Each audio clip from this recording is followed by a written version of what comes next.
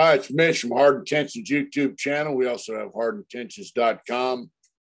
Please go check us out. We might have some shirts or something on there you might like, and we appreciate your patronage. We really do.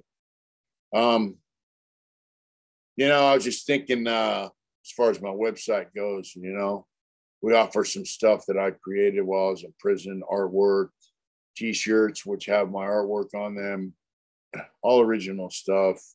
When I was in prison, art became a big deal for me.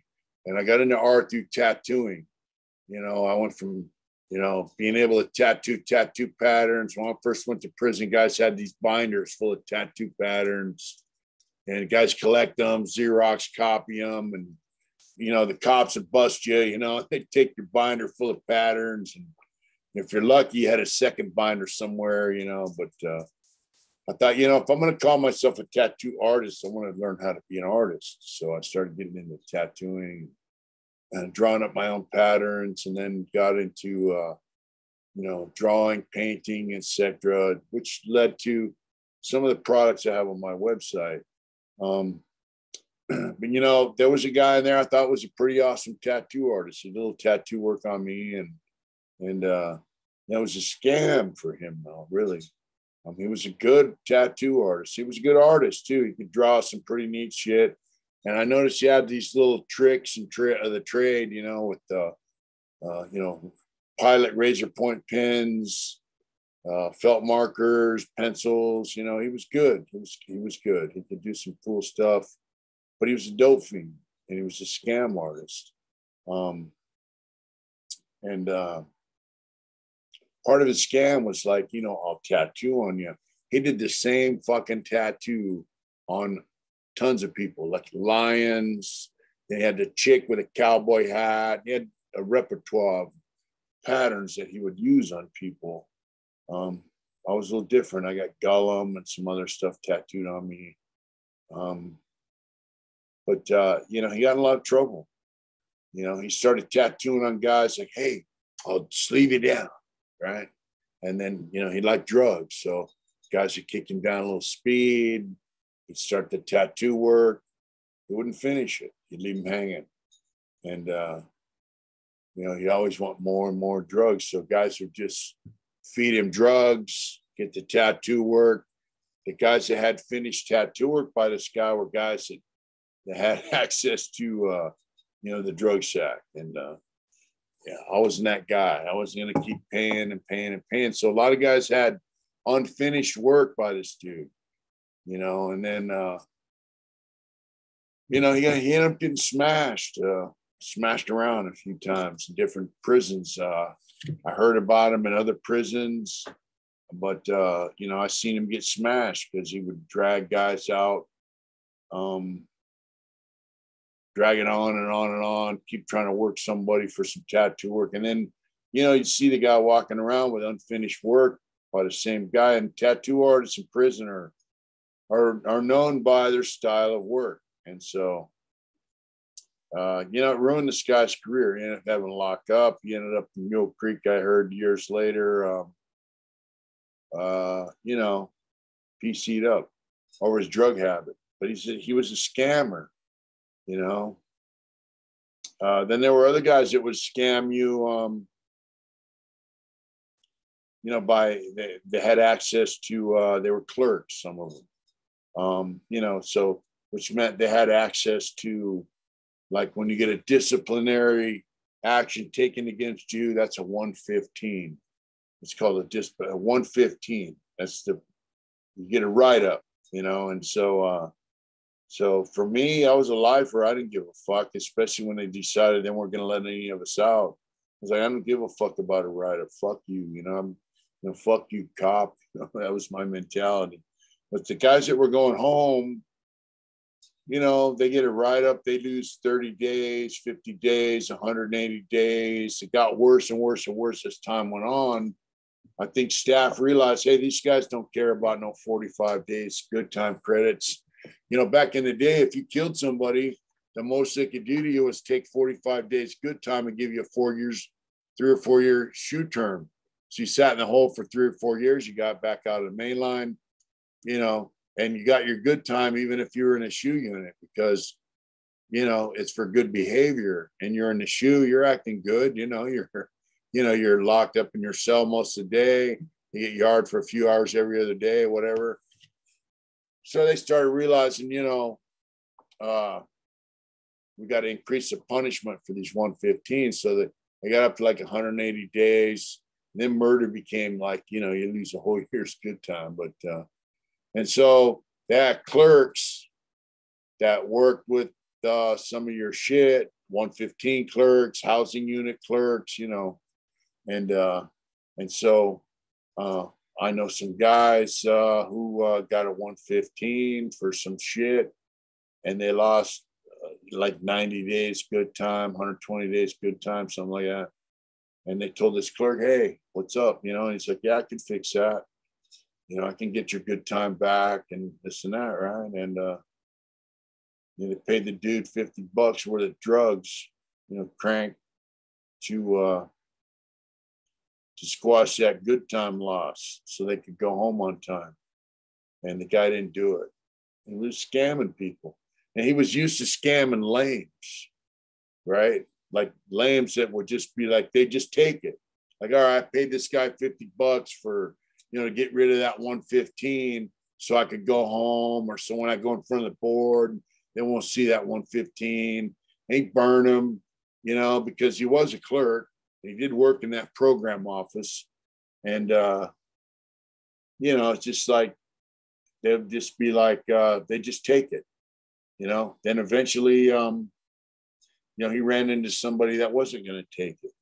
And he lost his good time, paid the dude. And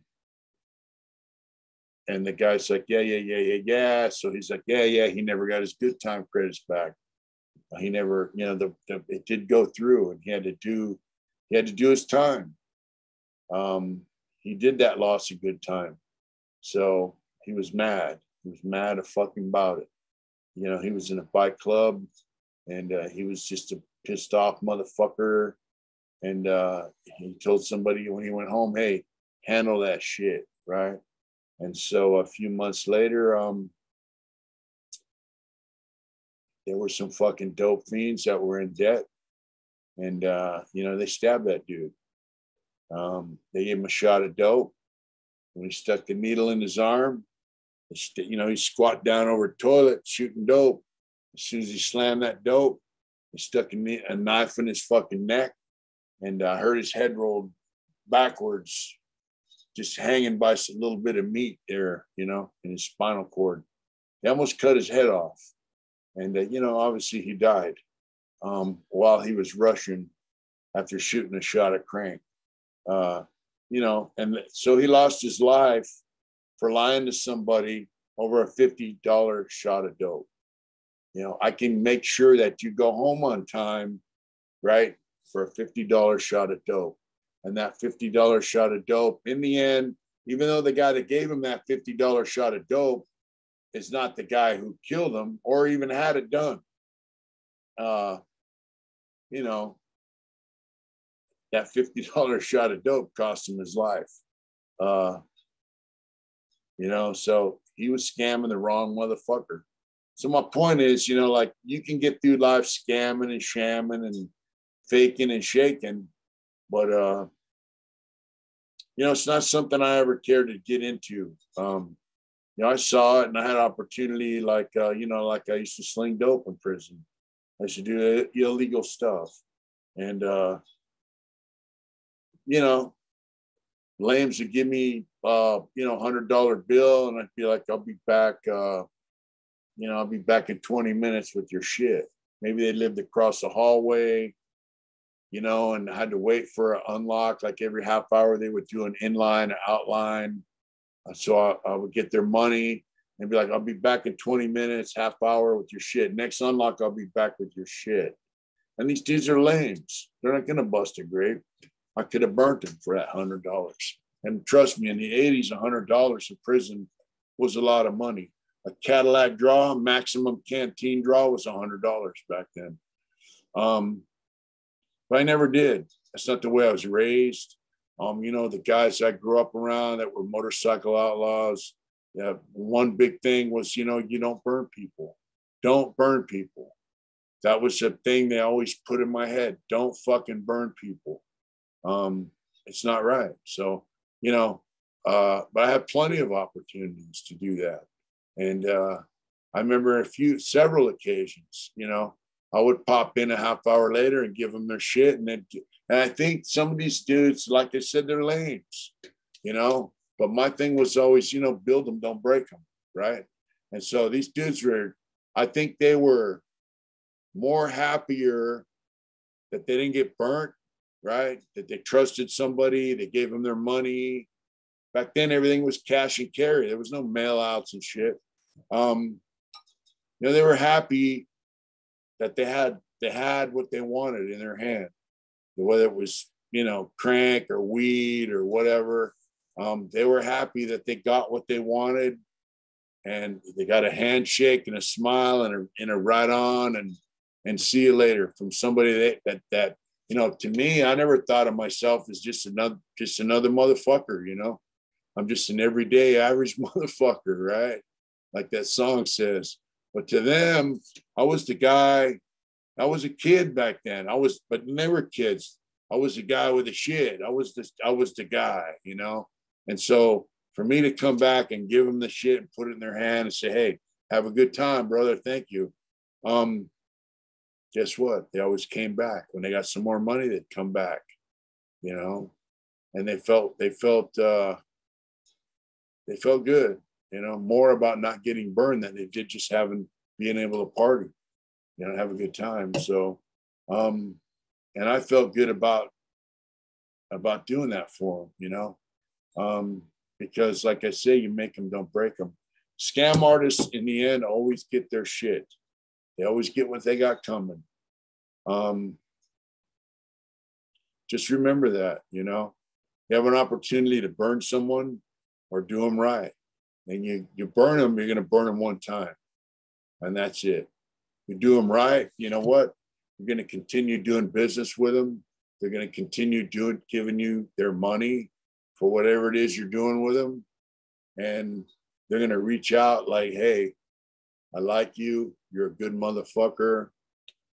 They're going to try to develop a relationship with you that might become a good friendship. You never know what kind of person they are until you do them right, time again, you know. You burn them once, you'll never get to know what kind of person they are. You might be dealing with somebody that'll take your life if you burn them, and you might be dealing with somebody who will have your back until the end if you do them right. So, you know, get out there in the world, meet people, whatever it is you're doing.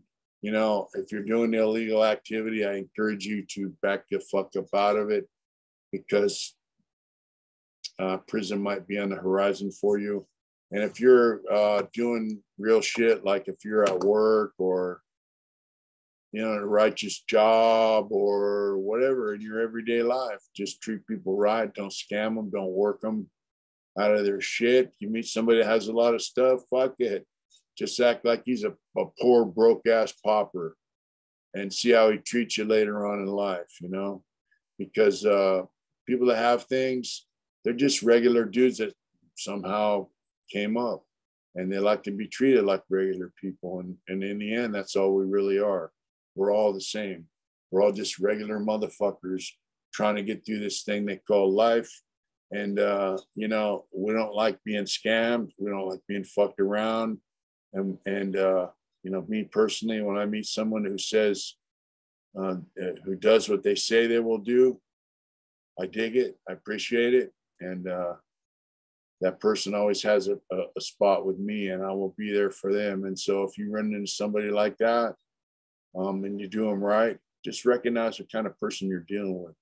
Because in the end, when you need somebody to have your back, that person you least likely suspect might step up and cover your back because you did them right in some kind of deal where you could have done them wrong.